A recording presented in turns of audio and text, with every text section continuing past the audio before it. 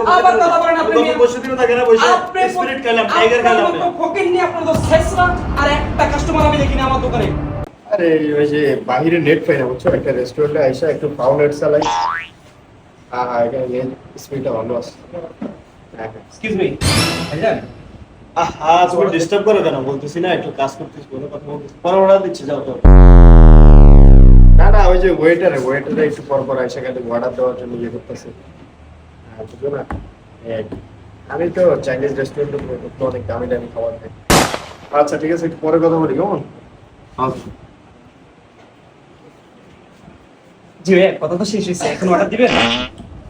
আহা তুমি তো বাড়ি একটা ফাজিল স্টাফ, মানে বুঝলাম না এই যে একটা মানুষ কাজ করতেছে এর ভিতরে ডিস্টার্ব করা হবে। অর্ডার বলছি না আমি দিব, পরে দিলে তো হয় নাকি?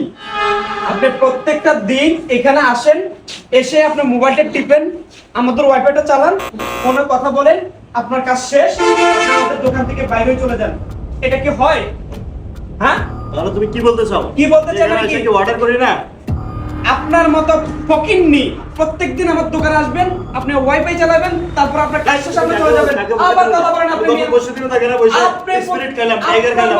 ফকিন্নি আপনার তো শেষরা আর একটা কাস্টমার আমি দেখিনি আমার দোকানে।